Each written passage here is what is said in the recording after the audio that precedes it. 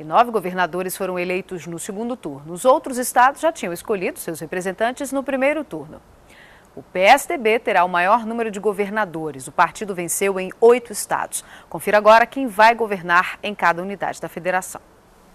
Na região norte, no primeiro turno, foi eleito em Tocantins Siqueira Campos, do PSDB. No Acre, Tião Viana, do PT. No Amazonas, Omar Aziz, do PMN. Já no segundo turno, em Roraima, foi eleito José de Anchieta, do PSDB. No Pará, Simão Jatene, do PSDB.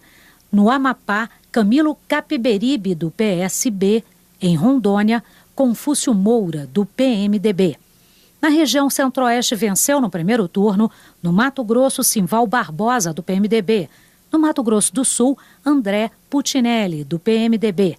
E no segundo turno, em Goiás, venceu Marconi Perillo, do PSDB. E no Distrito Federal, Agnello Queiroz, do PT. No Nordeste do país, foi eleito no primeiro turno. Na Bahia, Jacques Wagner, do PT. Em Sergipe, Marcelo Deda, do PT. No Pernambuco, Eduardo Campos, do PSB. No Rio Grande do Norte, Rosalba Ciarline, do DEM. No Ceará, Cid Gomes, do PSB. No Maranhão, Rosiana Sarney, do PMDB. E no segundo turno foi eleito o governador do Piauí, Wilson Martins, do PSB. E de Alagoas, Teutônio Vilela, do PSDB. Da Paraíba, o eleito foi Ricardo Coutinho, do PSB. No Sudeste, todos os estados elegeram o governador no primeiro turno. Em São Paulo, venceu Geraldo Alckmin, do PSDB. No Rio de Janeiro, Sérgio Cabral, do PMDB. No Espírito Santo, Renato Casagrande, do PSB. E em Minas Gerais, Antônio Anastasia, do PSDB. Na região sul, todos os governadores venceram também no primeiro turno. No Paraná foi eleito Beto Richa, do PSDB. Em Santa Catarina, Raimundo Colombo, do DEM. E no Rio Grande do Sul venceu Tarso Genro, do PT. Vamos conversar mais um pouquinho com o cientista político Antônio Flávio Testa. Professor, apesar de perder a disputa presidencial, o PSDB foi vitorioso nas disputas regionais, levou 8 estados. Por que a disputa nos estados deu certo para o PSDB e na presidência não deu? As questões regionais são, como eu disse anteriormente, muito mais significativas para as forças políticas locais do que a disputa para presidente da República.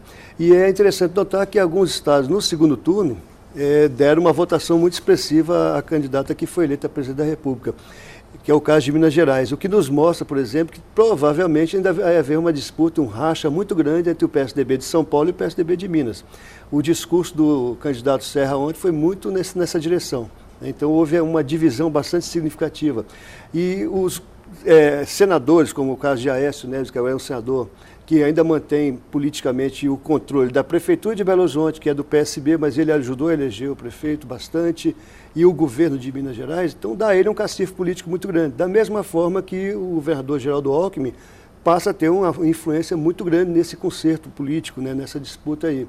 Então o PSDB, de fato, ainda é uma força política extremamente organizada, forte, tem o comando político dos estados mais ricos da federação, e é muito provável que isso dê um certo equilíbrio nessa nova articulação entre os diversos estados. E é importante notar também a ascensão do PSB. Exatamente, o PSB que ficou com 6 estados, né? Elegeu 6 governadores. Aqui que a gente... como é que aconteceu esse crescimento do PSB que talvez a gente não tenha percebido?